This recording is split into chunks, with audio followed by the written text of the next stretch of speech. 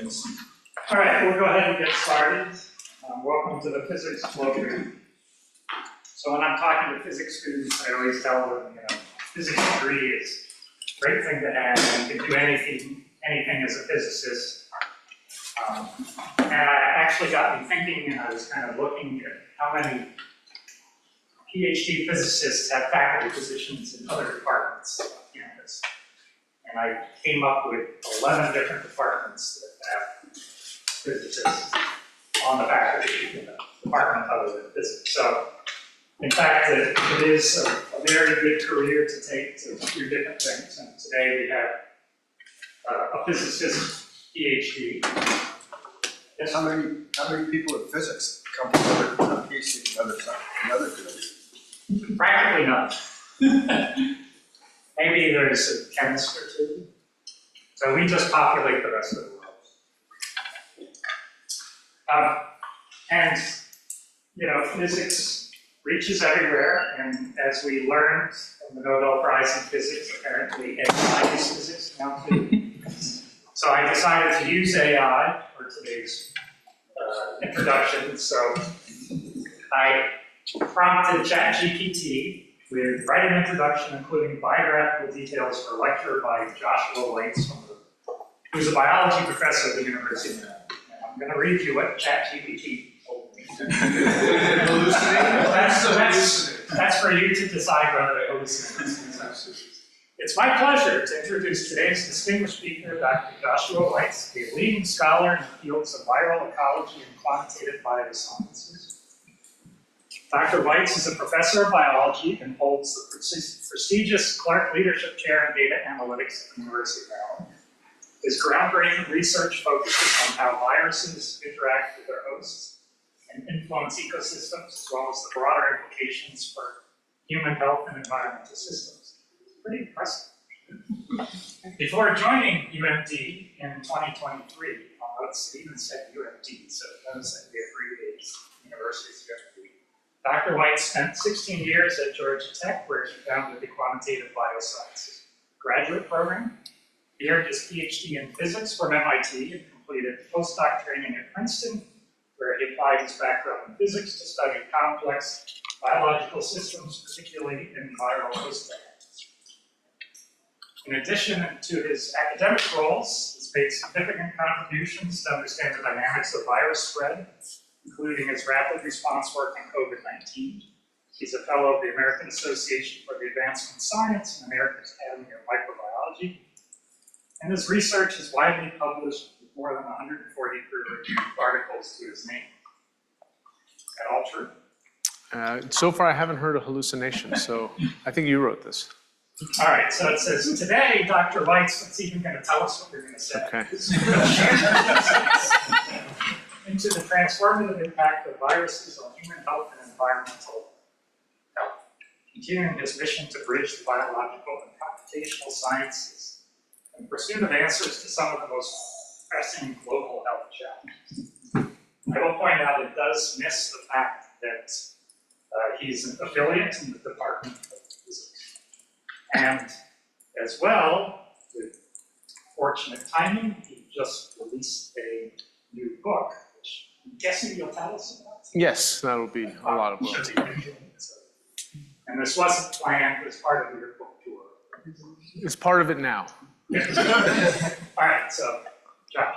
Okay, thank you, Steve, and thank you, AI, for that kind introduction. As you know, there's now AI tools to make podcasts, so maybe you and I can be in dialogue, just sit back and just let it take care of itself. So it's been nearly 5 years since reports of a novel coronavirus emerged out of Wuhan, and I'm going to try today to take stock and tell you some of what I think we and others have learned, both about reasons why this emerging coronavirus ended up becoming a catastrophic pandemic, and also some of the lessons we think are important to plan ahead to prevent pandemics to come. And in doing so, I'm going to try to give away some of my punchline very early, knowing physicists, if you've ever been to KITP, you have to give away your punchline at the start because you never get through the end. I will make it to the end of today's talk, I promise you. But I still want to get you all oriented. And I'm going to orient you by telling you a few things about COVID-19 to start, which is at this point we understand that a single infectious individual causes on the order of 3 secondary infections, new infections on average. And this is when people are immunologically naive at the start. And of those infections, on the order of 1 out of every 200 to up to 1 in 100, it could be less depending on demographics, will lead to a fatal infection. These two facets over time, over a few years, have led unfortunately to greater than 7 million documented fatalities, and that's a significant underestimate. If you look at excess mortality, people have estimated on the order of 20 million fatalities and over 1.2 million fatalities in the United States. So obviously this is a severe disease of pandemic potential that ended up with a catastrophic global impact. I want to contrast it, however, with 2 other diseases, one of which we worked on in terms of some response efforts over a decade ago, Ebola virus disease, which tends to lead to these small outbreaks, mostly in West Africa and rural areas. This one jumped between rural or urban areas. And in total, although the disease from an individual perspective can cause on the order of 1.5 to 2.5 secondary infections per primary infections, it's also far more severe at the individual level, greater than 50% mortality rate. It only caused on the order only 11,000 fatalities. And a third example, SARS-1, which emerged around 20 years ago, similarly could cause a little bit less than COVID-19, but still on the order of 2.5 secondary infections per primary infection, a much more severe disease if you were to get it, on the order of 10% fatality rate, yet it only caused 800 fatalities before being eliminated. You have a question? Yeah. How many people worldwide do you think got COVID? That would be a hard thing to estimate for reasons that I will talk about in today's talk. We typically thought that we were underestimating cases on the order of 1 in 5. At the start, it was even worse. But we can talk about it at the end as I get to our underestimate examples. I don't think we'll ever know the true answer, but I don't think it's unreasonable to think that 60% plus of the world were infected, if not more. So much larger than all the documented infections, and I'll get to that. The point that I was trying to make there between these 3 diseases, you have diseases that cause significant individual harm. If you had to choose between these 3, you would choose SARS-CoV-2. I wouldn't want anyone here to have to make that choice. But diseases that can transmit silently may cause less harm to individuals, but lead to far more fatalities at population scales. That's going to be one of the key points of my talk. So if we're going to confront pandemic threats, both to public health and socioeconomic well-being, we have to think about ways to not just treat infections after the fact, but rather stopping transmission at the source, even when individuals feel fine. Okay, so that's really the key message that I'm going to try to explain today, right? That when we think about threats, it's not just what it's going to do to you as an individual, what is it going to do in terms of transmission and collectively. So today's talk is on Asymptomatic, so I will talk about the book, The Silent Spread of COVID-19, The Future of Pandemics. There is a book available, there's a QR code, you can find it at Politics and Prose Downtown, or it's available online via GHU Press. The work was supported by a number of different groups. Part of that is that for anyone who ended up doing some COVID work at the start, this is not what most people were funded on to do already. Even if you were working on infectious diseases, you had to switch, rapidly move over, and then we ended up getting independent funding from NSF, Rockefeller Foundation, and the CDC. I'm not going to be able to go through all the technical details or thank every person as one typically does during a talk, just because these were often large group projects, and this is really the point here. It was not possible to work on all this stuff alone. So this was collaborative groups of people across many fields, spanning biology, epidemiology, public health, physics, cognitive neuroscience, engineering, and beyond. And what I'm going to try to do today is convince you of this argument that this threat often comes from silent transmission in 3 parts. First of all, trying to figure out this early spread of COVID-19, and then unpacking the difference, really the gap between what's the harm to you as an individual and that of pandemic risk, and talk about ways to prepare for pandemics to come. And in doing so, you're here in this audience, so I'm grateful you're here today. We're going to have a dialogue. But I think you probably understand that you might not think of this as physics, right? And I'm just going to refer you, and I'm not going to try to critique or undermine that intuition or that instinct. There's an interesting back page from APS by Andrew Zangwill, a friend, from Georgia Tech, who tries to address the boundaries of physics. And you can even see these collective bird flocks, which, as you know, Willy Bialik and Italian physicists have been very interested in looking at this emergent behavior. And in showing this image, I also want to just, since you mentioned Hopfield, I get to mention Hopfield. He has a wonderful small essay in 2018 called Now What? And I'll let you read it. As physics as a point of view that the world can be understandable, and it's almost a faith, I think, that people share, that it can be reasonably quantitative. Our understanding can be quantitative. And we're at least trying to embark on a quest for this kind of understanding. So in this next 45 minutes, I'm going to take you a little bit on my quest, and maybe some of you will be interested in doing some of this work too. Okay, so there are three parts, again, that I want to do today. I'm going to start with deciphering the early spread of COVID-19. It is hard to remember exactly what happened. There's like pandemic fog of many senses. So I just want to go back in time to recall that WHO made a statement in early January 2020. By mid-2020, Wuhan was closed. We already had our first case in the US, and people were beginning to talk about it. For those of us who are working in this space, we had already been getting reports of this novel coronavirus. Our first bioarchive piece, the equivalent of archive for biologists, and then medRxiv, was out on February 2nd, trying to estimate some of these early spread features. By February, there was already concerns that this was going to hop via these asymptomatic infections, because people had, in the very earliest cases, identified individuals who were PCR test positive, but didn't have any symptoms and were presumed to be infectious. And so by just looking at connectivity of airports, people were presuming that spread was going to happen, and it did, with case surges in the Lombardy region in northern Italy, Iran, and other places. And at this point, even for those of you who are not pandemic experts or didn't work on epidemiology, there was more discussion of it in the news.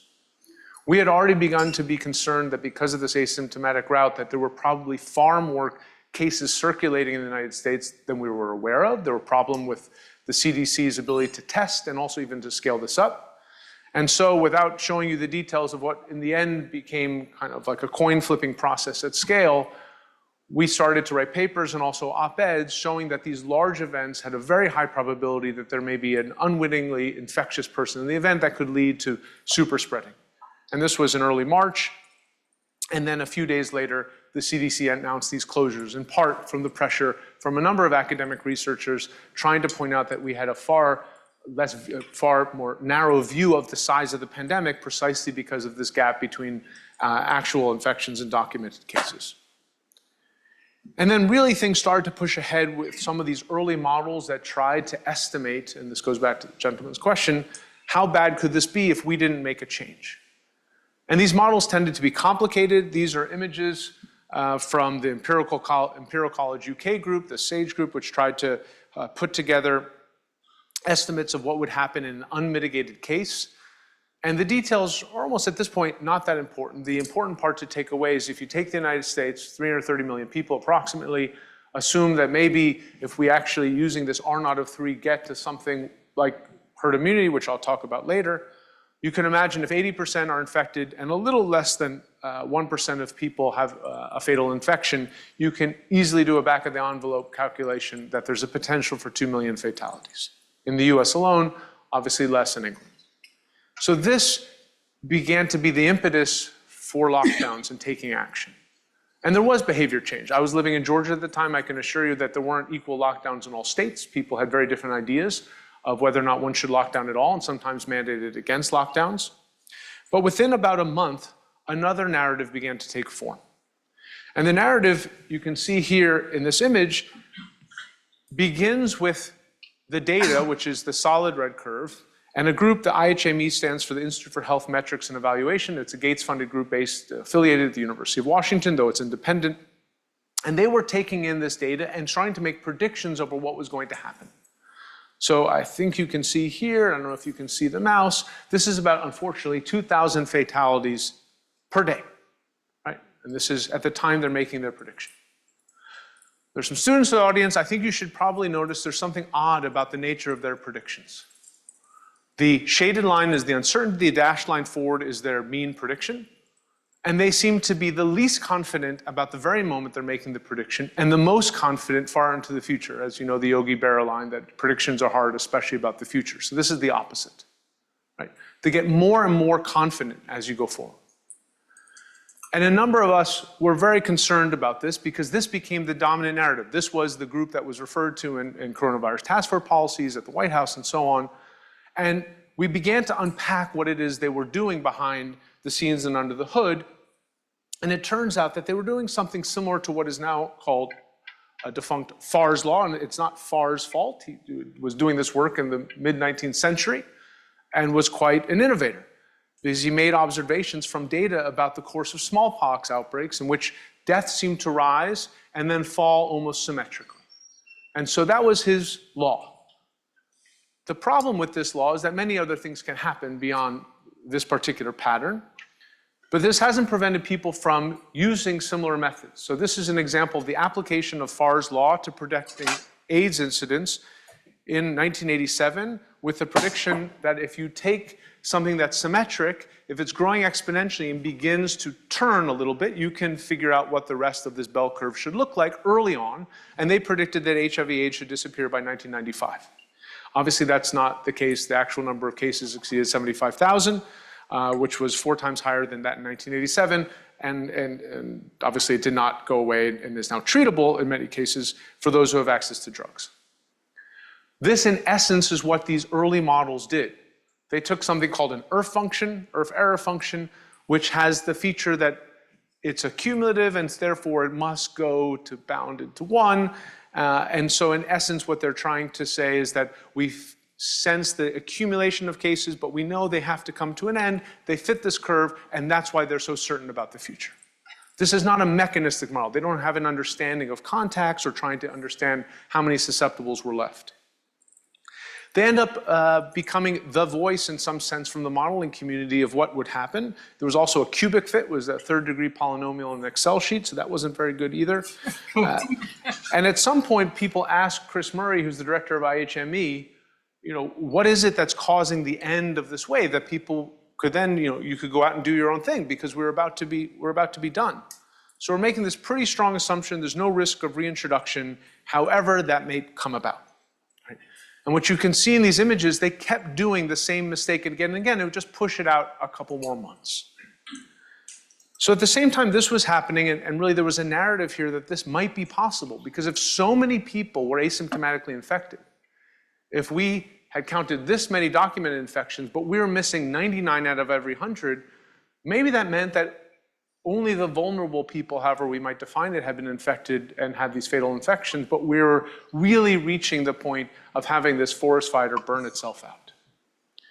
There are multiple issues here. Susana Manrubia, a physicist based in Madrid, made a very important point that we had uncertainty, and when you have exponential processes, you tend not to do a very good job about predicting the turning point or end of a particular wave. So that's one point, just to keep that in mind. But the other point is that something fundamental had changed. Not only lockdowns, but people had awareness that there was a threat, especially in states in which didn't necessarily have these mandatory lockdowns. And if you take a standard model of susceptible infectious recovered with fatalities, and people change their behavior, in some sense a negative feedback loop, because they're aware of the pandemic risk, just that one addition can lead to something that goes up and down, even when most of us remain immunologically naive. So you can get oscillations in these epidemic models, not because we've waited 2 or 3 years down the road, but on the order of months. And that downturn means we've changed behavior and not that we're somehow run out of susceptibles. And if we change behavior again, we can see another wave. And obviously that's what we saw. We saw multiple waves, in part driven by behavior and eventually driven by other features, including virus evolution. So how big was this problem of not knowing? It turns out quite big. Many individuals were asymptomatic. In other words, did not have signs or symptoms that were specific, clinically identifiable symptoms associated with COVID. I'll talk about another feature of asymptomatic infections. And this increased within younger individuals. So it was less common in older individuals and more common in younger individuals, and there was a slight effect between men and women. The other issue, of course, is that even if people had symptoms, we weren't documenting these infections. This shows the number of tests per day over a 7-day average. By May 2020, almost 250,000 tests. That seems like a lot. That's enough for everyone to get a test once every 3.5 years. Right? So we basically have no view into how many infections there really are. And this also means that many people could feel fine, but potentially infect others. And individuals who felt fine could potentially infect others, not just over a 3 to 6 foot ballistic deposition window, but over much longer distances. This is video images from Lydia Buruiba at MIT. You might know Howard Stone. He's done similar things. There are also people on this campus who work on similar kinds of high-speed videography. This is Lydia inducing herself to sneeze, and these puffs can travel far longer distances, and the same applies even when just talking. Right? So viruses, although they're quite small, can appear in respiratory droplets that are not just falling out ballistically out of the air, and we knew this early on was relevant for COVID. And I'll give you one example.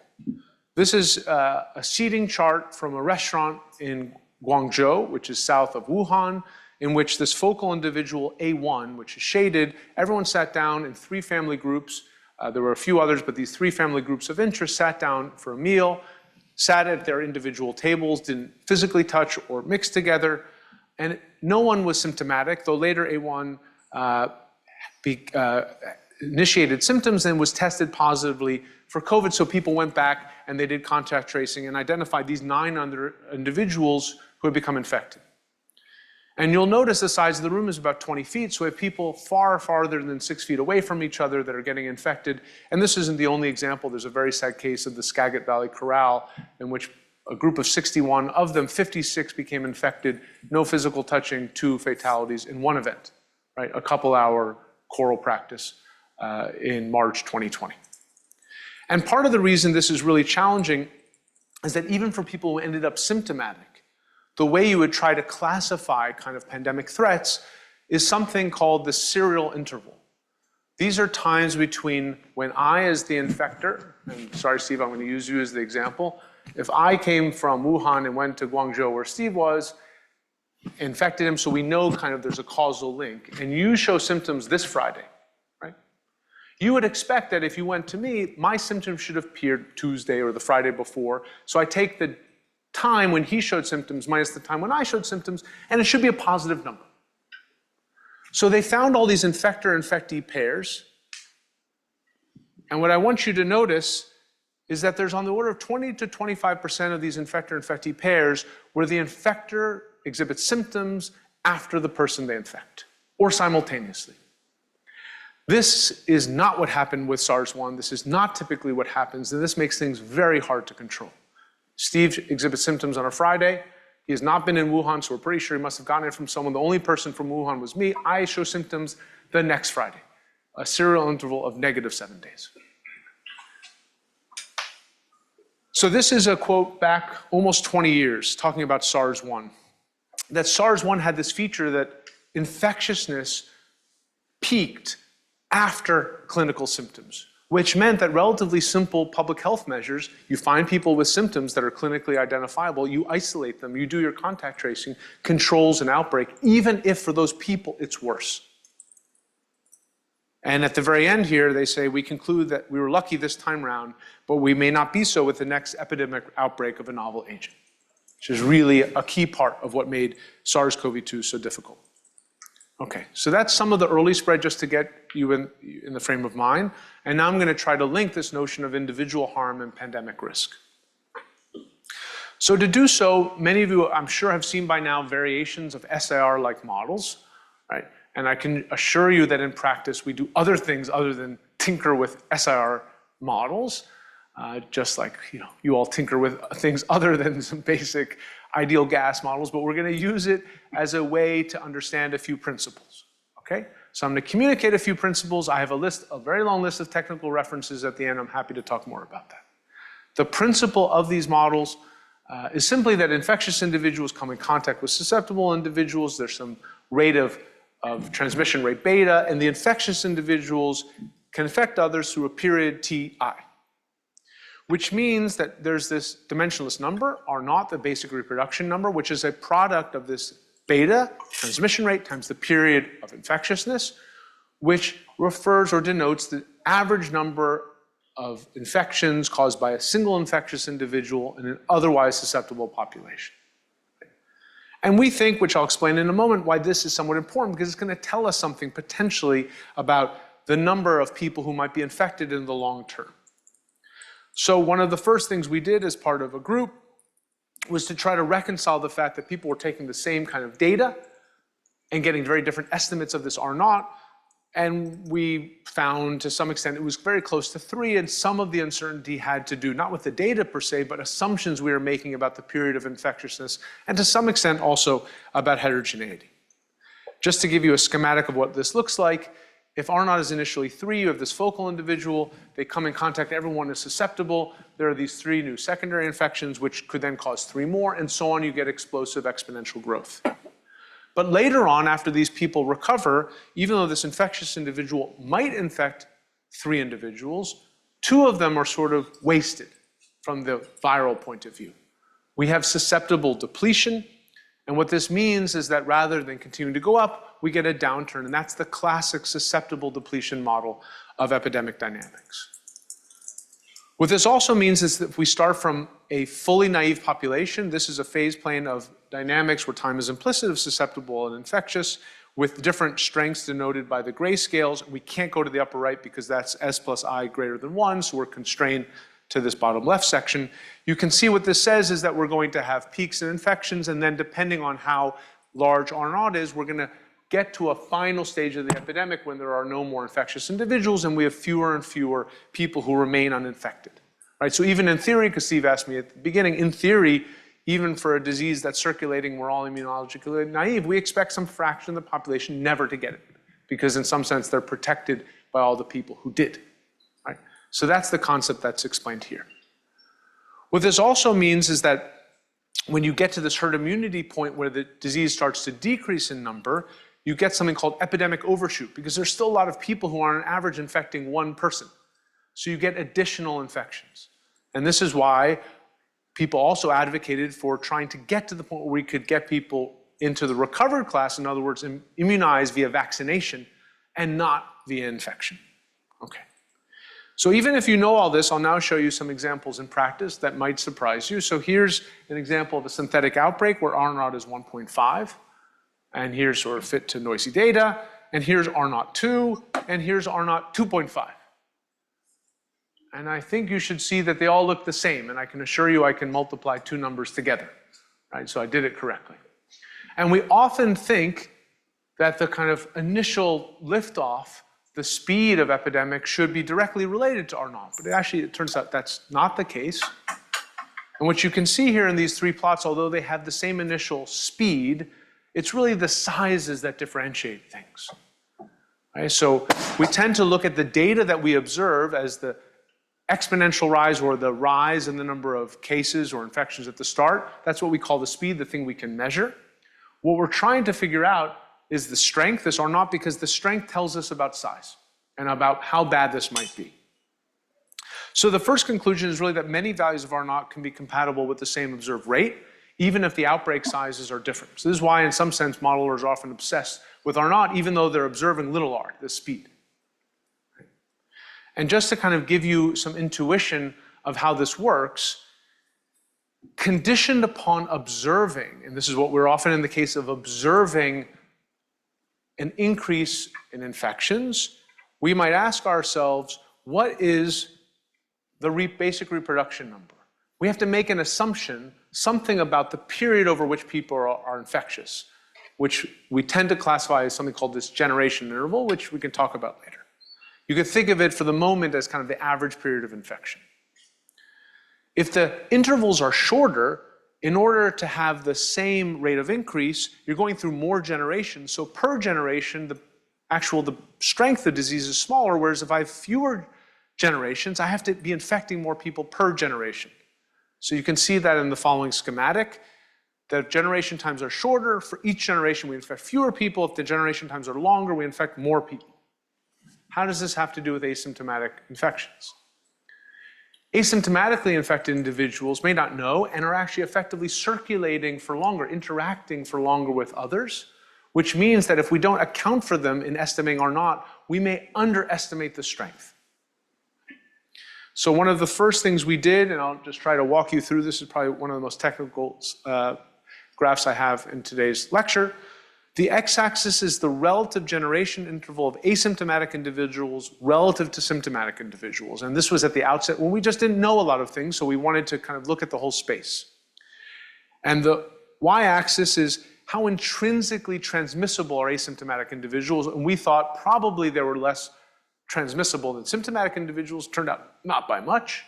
The x-axis, as we go to the right, you should think of that as asymptomatic individuals interacting longer because they don't have a cough, they don't have anything that's shortness of breath that would lead to isolation. And on the left, it may mean that asymptomatic infections resolve faster, so they're just effectively not interacting as more. The key point is that if you condition upon observing a certain increase in infections, what you can see is that if asymptomatic individuals interact longer, which they tended to do, and if there wasn't so much of a cost in terms of transmissibility, we could observe or estimate a basic reproduction number that was less than what it probably is. And so this was, again, one of the points that asymptomatic infections could actually be stronger than estimated. So this could be worse precisely because of this component.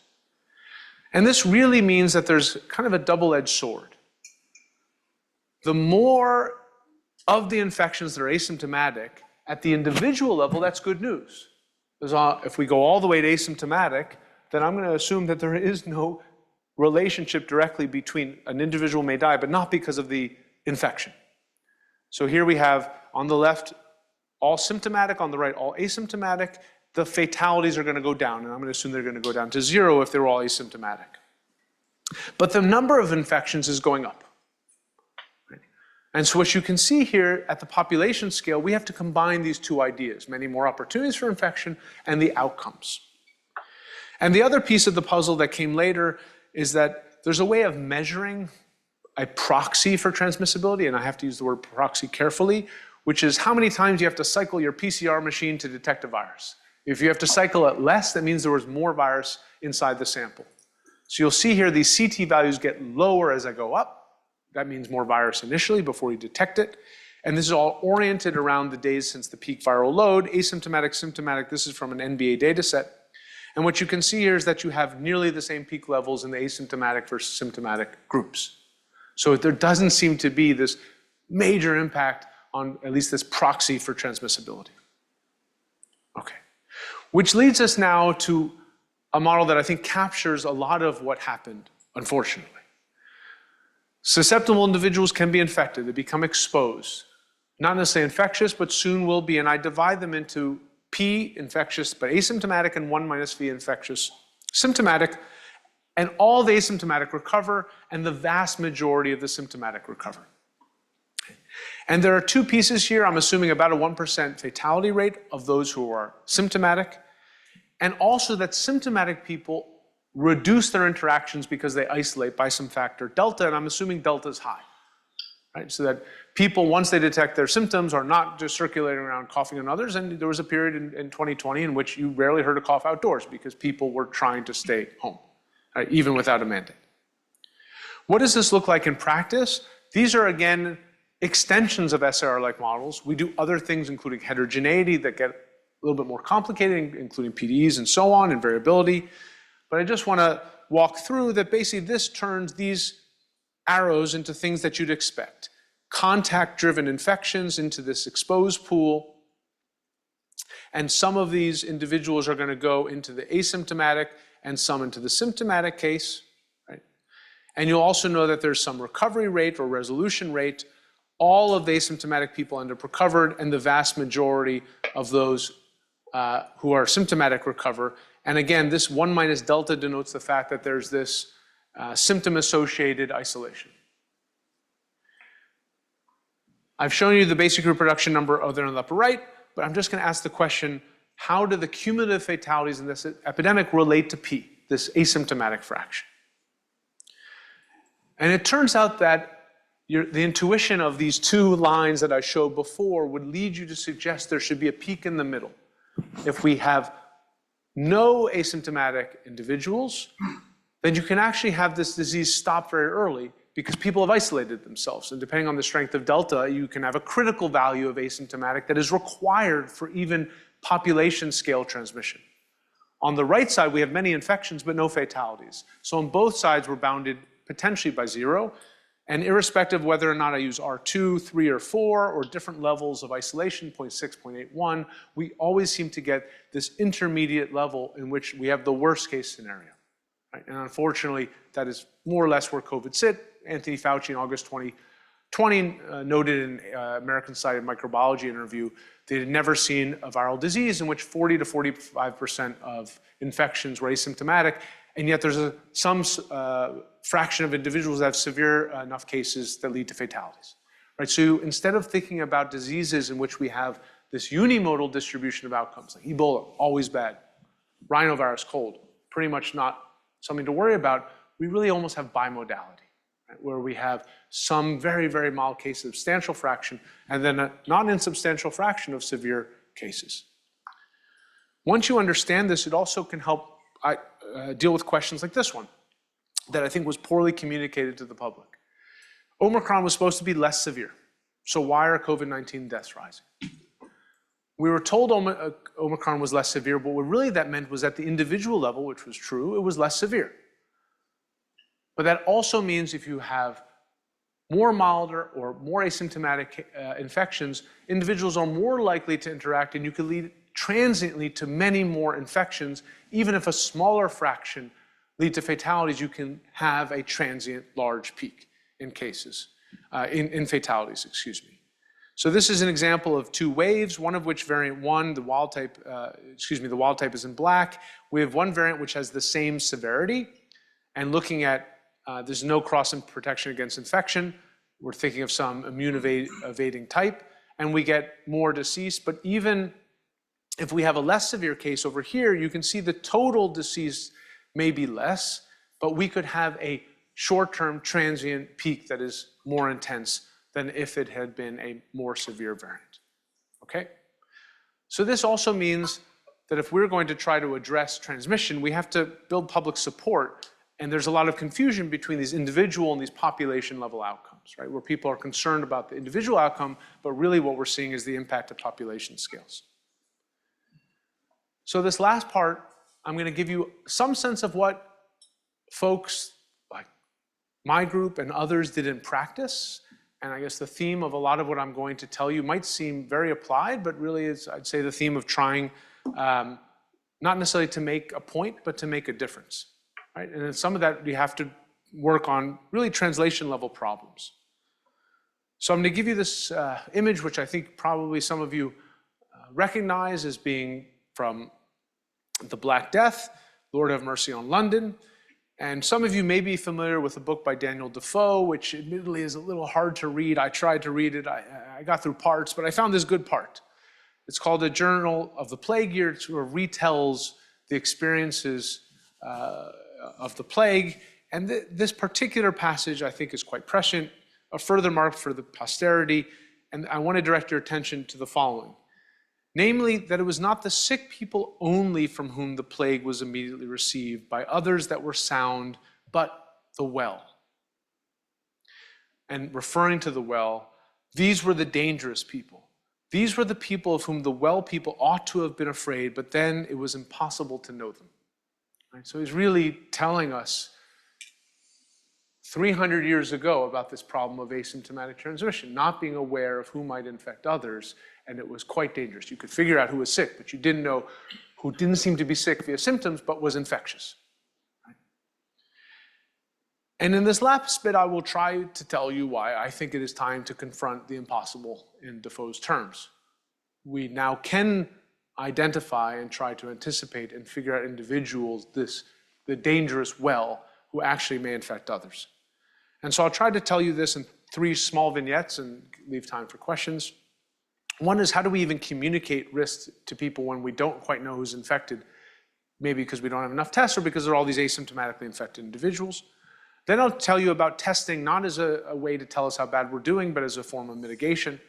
And then finally close with just a very short vignette about vaccination requiring more than vaccines.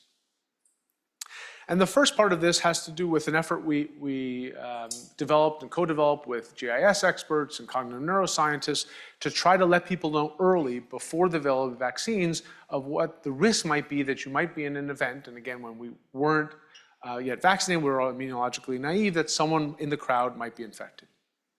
And part of this has to do with the fact that the number of documented cases was a severe underestimate of the actual number of circulating infections. And we had calibrated some of this because, at least via Wuhan data, you knew, based on the hospitalization and fatality data, which was a bit more reliable, though time delayed, that if, for example, there was a certain number of fatalities now, 3 weeks ago, we should multiply that number by 100 to 200 to get the number of infections a few weeks ago. And compare that to the number of documented infections, and that gap tells us about our ascertainment bias. There are other ways we could do it, but that gives you an intuition of how this was estimatable quite early on. You could also end up, which the CDC did, and which we did in parts, look for evidence of prior infections through serological surveys, and which they did at national scales. And it ended up being that by the end of 2020, we were capturing about 1 in 5, a little less than 1 in 5 total infections. At the start, it was quite poor. Which means that if we take a focal group, we have a sense of the prevalence. Maybe that small group, that it's unlikely that someone might be infectious, but in a larger group, the odds go up. And in some sense, what we were trying to do is estimate the number of these infectious individuals, which we have to extrapolate either from case reports, hospitalization, fatalities, and these days, potentially from wastewater surveillance. And we took this idea basically at the national scale and moved it to county scales, where we could take county-level case reports, extrapolate back the number of what we thought a range of infectious individuals in a particular county at a particular time, divide by the population, giving us prevalence, and then allowing people to use sliders. Some of you may have used this. It ended up being used by more than 16 million people to generate more than 60 million risk estimates over a 1.5 year period, to at least give you some sense of whether or not there might be some risk of attending an event. And this was launched in July 2020. We eventually closed it down after the pandemic emergency period concluded. This led to all sorts of communication problems, right? Acute periods where people wanted to go to events, but realized that there was some risk, and sometimes these family gatherings ended up becoming super spreader events. And so what we would try to then assess with a group of behavioral psychologists was, what were the impact of communicating this, and could we recalibrate people's risks? So we ended up asking people what they thought the risk of attending an event was. The risk estimation error is on the y-axis, the event size is on the x-axis. People tended to overestimate risk of small events and underestimate risk of big events, right? And people have this cognitive bias from 0 and 1. And then once we told them about this, they had done some work in the lab showing that you could do targeted interventions to get people to change behavior. And what we found is that for the underestimators associated with these big events, it changed their willingness, meaning they were less willing to attend large events. We had no ability, it seemed, to change their willingness to attend small events. And we can get into the reasons why. People were still going to go to that small event, but at least we were showing that there was some dials that we could turn to potentially reduce interactions at these large events that could generate super spreading. That's one way in which I think, even if people, you don't have to become a pandemic expert, if we can develop tools to communicate better, we can try to avoid problems associated with super spreading in acute settings. The next vignette I want to share is one about asymptomatic testing. And because this is a physics audience, I want to just point out Nigel Goldenfeld, who many of you know, well-known statistical physicist, was quite involved in the state of Illinois and UIUC in particular for some of his work of a similar nature, using large-scale PCR-based testing to try to reduce infections. And there's other work on rapid antigen testing as well. And all of these try to kind of build into these SAR-like models the following principle.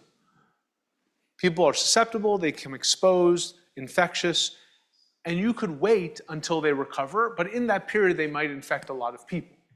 And if that recovery period, in other words, the loss of infectiousness is about 7 days or so, then if you can test on the order of 7 days or faster, you're competing with that loss process and reducing the period effectively of how many people they might infect. If you test every 3 months, you're going to learn something, but you won't impact on average any of their infectiousness. So the principle here was to try to use a lot of measures to reduce R naught, like was done at UMD with masking and so on, and then test on the order of a week or less. And this is an example of what we projected might happen at Georgia Tech, where I was, to go from over 8,000 cases, something like 50% or more of individuals infected, to 800, if we could just get testing to be on the order of a week. This was a Southern public university, so the only mandate we had is we weren't allowed to mandate things. So we were not allowed to do that. We were allowed to wear masks, and that was a hard fight to win. We ended up deploying a COVID-19 asymptomatic surveillance program, which meant that it was non-invasive, 2 minutes to sample, results came back the next day. We had over 500,000 free tests in total, and this obviously was a complicated logistics effort. And I just want to point out two of the results. First of which, this is August 2020 when people came back to campus. Although much of the instruction was online, what you can see here, there was a surge in infections, and people were very concerned that this would get out of control. However, with the testing program, we knew that this was often concentrated. We had an 80-20 rule, that 20% of essentially of the fraternities, sororities, or dorms ended up leading to about 80% of the cases. That's not to blame those particular dorms or sororities, just once it gets in, they're not a good way to have infection control. Many people get infected all at once introduced. So we're able to isolate groups of individuals and keep things at less than 1% positivity for almost the entire fall, and same thing with the spring. And so the point I want to take away here is that it is possible to use testing at scale to make an impact on the degree of transmission. The question I would ask is, should we have been using all of that testing resource on college campuses? I mean, we've shown that I think it can make a positive impact. I gave a talk at Princeton, and Princeton, I think, had the resources to test every 3.5 days, whereas I showed you May 2020, we had the potential to test everyone in the nation every 3.5 years. The vast kind of disproportionate mortality rates were in long-term care facilities and nursing homes. And moving forward, if we have this technology to get rapid testing, that is a place we're not going to be able to test everyone. But those are high-impact places where you can really prevent outbreaks, which unfortunately happen again and again. Right? So this is one opportunity where I think if we use testing in a more strategic way, we could avert a lot of these negative impacts.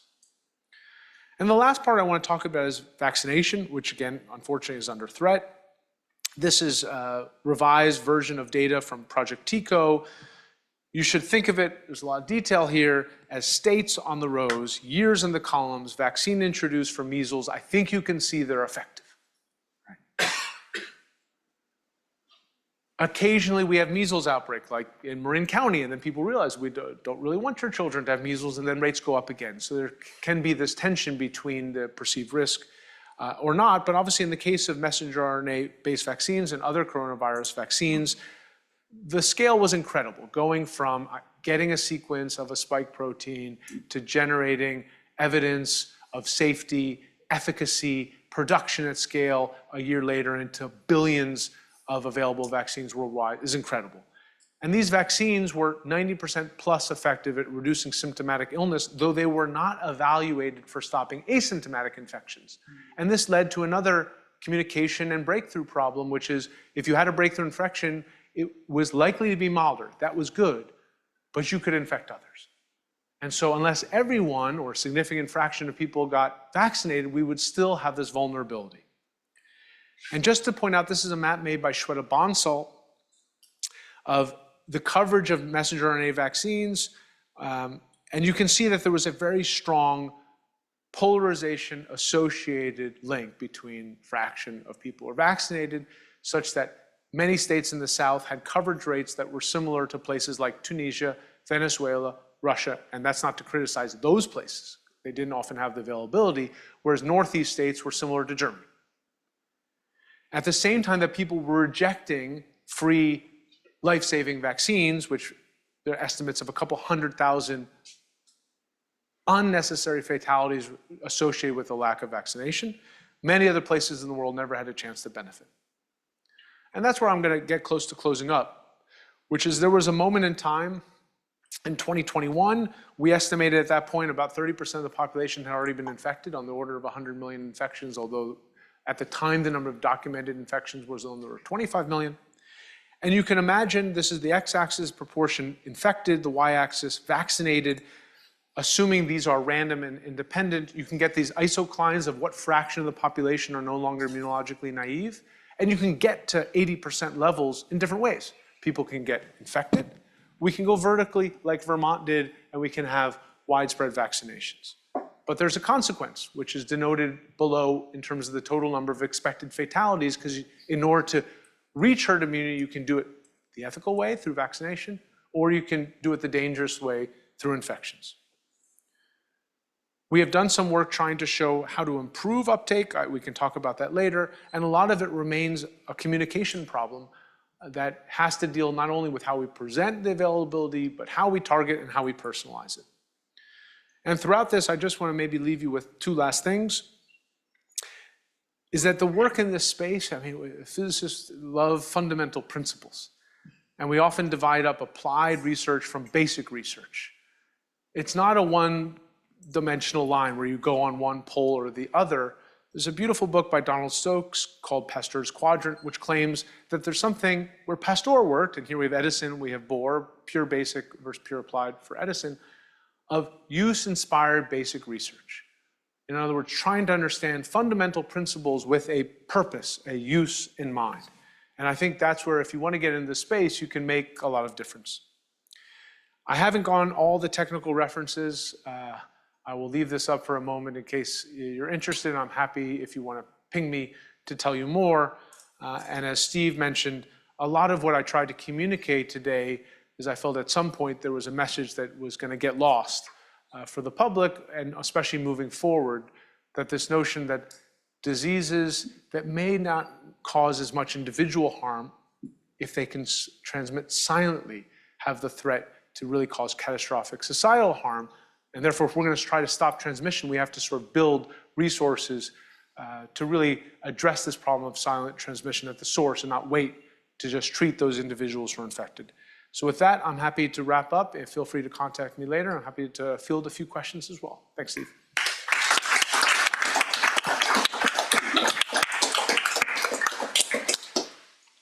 I'll start with a question. Yeah. At the beginning of the pandemic, I was sitting at home, so I started finding these SIR models, numerically solving differential equations like everyone else probably had the audience was doing. And I wonder though now, so the challenge was the models get more complex, put more constants in, which have uncertainties associated with it. You pointed out the heterogeneity. I wonder, do people do Monte Carlo techniques and the like, or does the community live in these differential equations? They don't just live in the differential equation world. And in fact, there's a whole branching process community which definitely does not live in the differential equation world, because at the start, you don't have an infinitesimal number of cases. You have 1 case or 10 cases. So let me just talk about heterogeneity for a moment, which was not the subject. Actually, when I was in Paris on my sabbatical, I talked to physicists and just talked about heterogeneity. So let me maybe just flag 2 points having to do with heterogeneity. First of all, if I'm going to make the leap from ODEs to PDEs, we can think that individuals in a population may be structured differently with respect to their susceptibility because of who they interact with, because of some physiological reason. And if you think of the SIR model, it's making an extreme assumption of homogeneity. And now if you imagine there's some variability, so some individuals are more likely to be infected than others, what a disease does in some sense, it's not just reducing the number of susceptibles, it's reducing this average susceptibility. Because the most likely to be infected are pulled out earlier. So not only do we have fewer people to infect, the people left are harder to infect, all else being equal. And it turns out if you start with that kind of heterogeneity model and you try to solve for what the effective OD model is, you get a different nonlinearity. Like the model is actually just wrong. So this is quite interesting because it leads to then different kinds of outcomes in terms of the size of the outbreak. So if you add some variability at the start, you can get these kind of eigenmodes where you get the population shifting in a different way, and there's assumptions there. So that's one way. The other issue that I didn't talk about has something to do with heterogeneity at the individual scale, and now because I'm here, I can make a plot. You can imagine ordering the number, can you see this? No, you can't see in the back. And I know you can't see me online, but sorry. We're in the Q&A section. The x-axis here, I'm going to rank order individuals. You can imagine that I identify the number of people, secondary cases per primary case. Maybe someone has 3 cases, or 1, or 0, or 7, 12, 1, 2. I go through and contact trace. And now I order this. So I put the biggest numbers up at front, right? And I ask myself, what fraction of the population, this is the fraction of the population, causes what fraction of, cumulative fraction of transmission? If everyone did exactly the same thing, this is like a Laffer inequality curve, we'd get this 1-to-1 line. If a small 20% causes 80%, we'd get something like this. And it turns out diseases sit kind of in this space, and SARS-CoV-2 sits more in this 2080 space. And so that means that it has become increasingly common to talk about diseases not just in terms of R0 or little r for the ODE, but this dispersion K, and simulate things with negative binomials, and we're working on some of this. But this becomes a real way that we in practice know that individuals are not all the same. And if we want to figure out controllability, this is bad news with respect to how quickly things can become explosive. But if you can figure out a behavioral link or genetic link or some link to super spreading, then you have a chance to stop things earlier. So there was an idea by Kim Sneppen of chopping the tail, Aaron Mordecai also. So if you could chop off the tail of this heterogeneity, you might be able to stop things earlier. Again, why we focused on large events. Long answer, but I hope that gave you a preview. Yeah. Yeah, but what about, I thought what you were asking about, like a nuclear physics Monte Carlo where you have a particle going into some matter and showering, and then things would accumulate over time. A Monte Carlo like that, where you're not Monte Carloing some dynamics, some equations, but you put in some assumptions, and out of that, those interactions, you just do some counting and you come out with R. Let me try to bridge the gap and remind people that humans are not just particles, and so we're going to have to deal with slightly different notions than scattering. I mean, it's not the first time I've come talk to a physics audience and heard about scattering and thinking about it. So there are some useful analogies there, and I'm happy to bridge.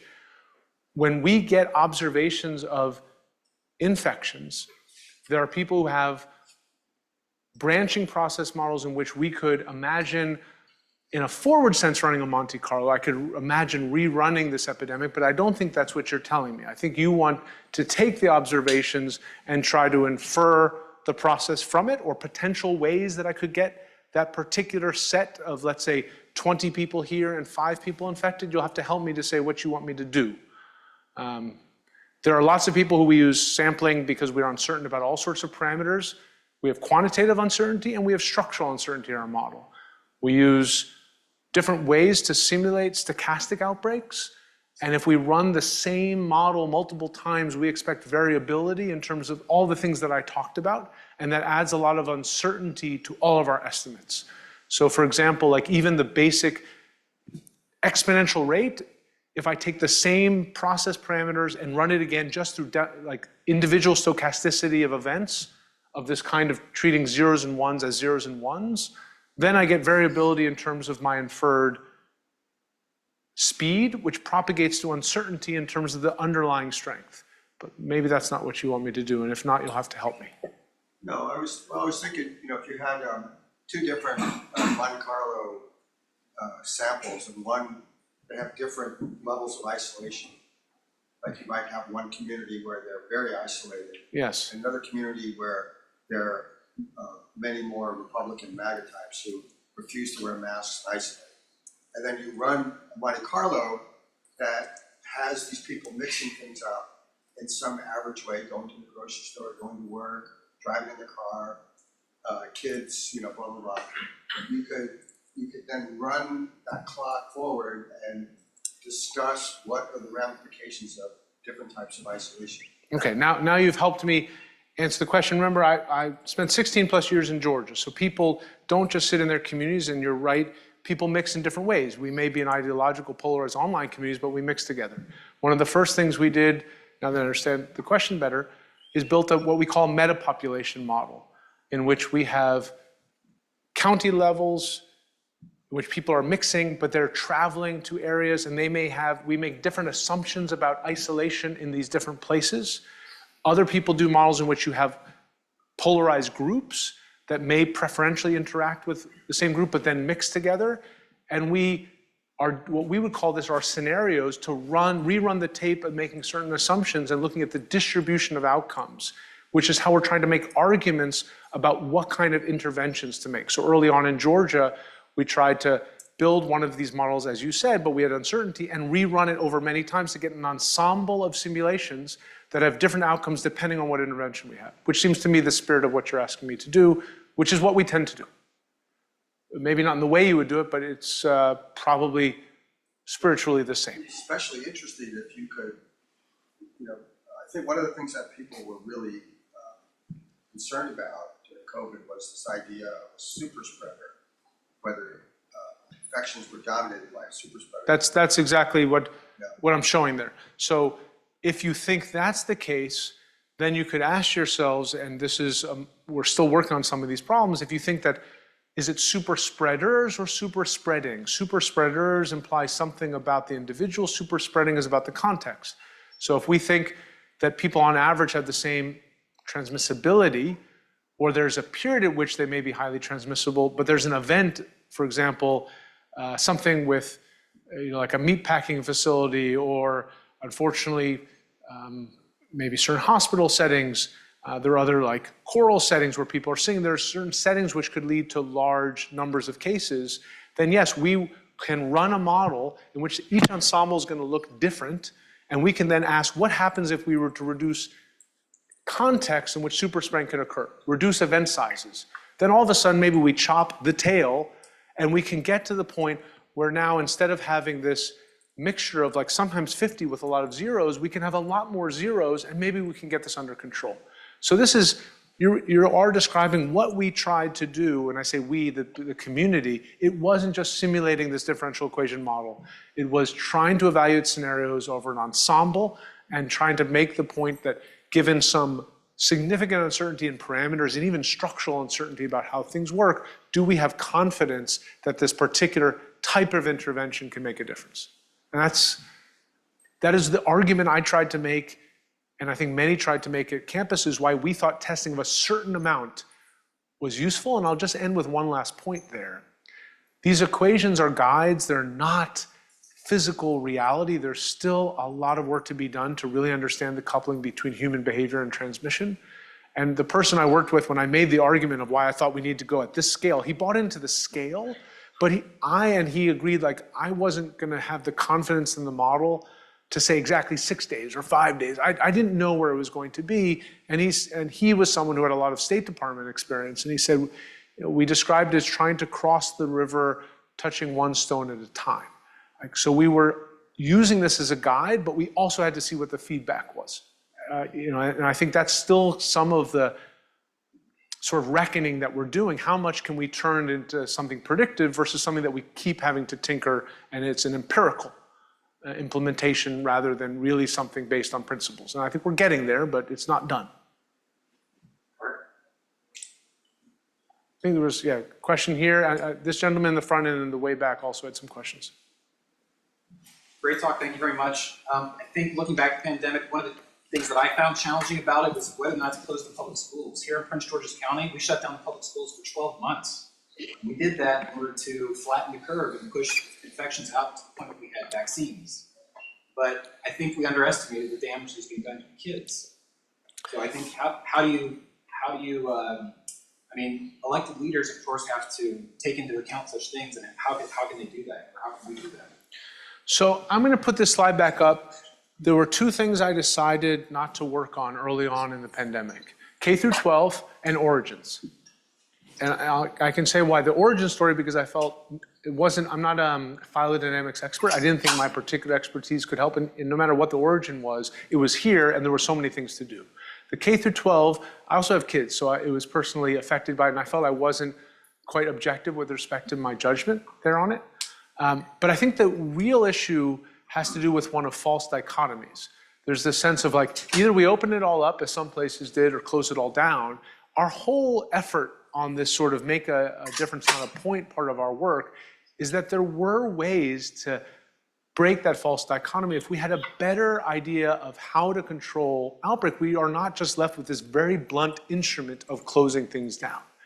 And as we know, schools were closed, bars were open, right? So we got some things and not other things. So I'm not going to defend those points. What I've tried to do is say, if we could do better at even nowcasting, if we could deliver tests to schools, or if we could also, and I'll tell you in the book, I'm quite honest about the fact that this notion that either we're all going to die is just not true. The difference between severe outcomes for the young versus typical flu is not nearly as different as for the old, right? The real risk, this had a J-shaped feature. Not all diseases have it, but it really had a J-shaped feature. So the protection of the young, although there are instances of bad outcomes, and it's also true for flu, a lot of it was to stop this transmitting to older individuals to have severe outcomes. But yet then people gave up on vaccines. And if people had been vaccinated in 2021 early, then all of the return could have also been accelerated. So I think we got a lot of things wrong. I'm not going to try to defend that particular decision. Counties did things very differently. And I think we do need to do a better job of providing more surgical methods rather than blunt force methods that lead to a lot of other consequences, socioeconomic, mental health, and otherwise. So it's a longer conversation. I appreciate the question. Sorry, I know we're getting a little past time here, so I'll let you decide how you want to do it. My doctor's son tells me that viral load is an important factor in how likely you are to get infected. So how many people you're with who have it and how long you're exposed, and not just if you happen to see one person. The time doesn't matter. Does that figure it all in the model? So other groups, there was a difference between what we were trying to say versus saying you are definitely going to get infected if there's someone in that crowd, because you are right. The exposure depends upon duration, proximity, viral load. The point of our early efforts was that people really had no idea locally of whether or not, because COVID was not uniform in the United States, were you in a high-risk area in your county, right? And how did that risk change so that you could make a choice to wear a mask, open a window, or not attend the event at all? Other models, including often by engineers who work in fluid dynamics, could get to the point and have tried to make arguments for why we need to increase the number of air handling changes per hour, because if you're in the room with someone, but we're recycling air and keeping the air fresher, then even the fact that that person is in the room with you, your chances go down. So you are right to think that this is a guide, not to say whether or not you're going to be infected, but we always said it's the chance that someone else in the room might be infectious, which is different than saying the chance that you're going to be infected, because that depends on what you do. Right. There was one last question way in the back. Yeah, I was just wondering do you know how well the models did to understand the difference in outcomes or course of the pandemic in countries that tried the herd immunity approach versus other countries? So the early stages, you'll probably be referring to things like the UK's effort, the let it rip claim of Boris Johnson, which they ended up backing away from when they started to realize the consequences. I think there's a contrast between Denmark and Sweden. Sweden tried more of the herd immunity approach, more so than Denmark, and there's a difference in fatality rates. But I think that one of the big mysteries remains in Africa, for example, where we didn't deliver sufficient vaccines, but there's a very different age demographic, right? People were concerned of large-scale fatalities, and that didn't end up being, at least not the documented reports. And part of that, I think, is that, for example, median age, and I recall, I think in Ghana it's 21, the median age in the United States is 40. So you're sitting in a very different part of the curve. With respect to let it rip, I'll give one last example of the consequences. Hong Kong and New Zealand, both of which had a very effective pandemic response with consequences. There are different things going on there. An island, similar sizes. New Zealand decided to vaccinate its elderly population at a much higher level. Hong Kong did not. They both opened up around the same time, and Hong Kong had significantly worse outcomes in terms of fatalities. So I think that part of this is a long answer, it's complicated, but there are places like in the United States, in North Dakota and South Dakota, where people did different things. They had higher fatality rates. We bought time to have vaccines, but I still am, disturbed by the fact that in many cases that tried, fatality rates were not altogether that different, at least in the United States, because of continual recirculation. So I think that there are going to be real questions asked. There's evidence that these lockdowns worked in the short term. They weren't sustainable in the long term. So I think we saw differences, but it lasted a long time before we got the vaccine. So fatigue and other things became a factor. In the short term, it clearly made a difference. In the long term, maybe less of the difference that we had hoped for. We'll talk about it more. It's a complicated question. All right, why don't we thank Josh one more time?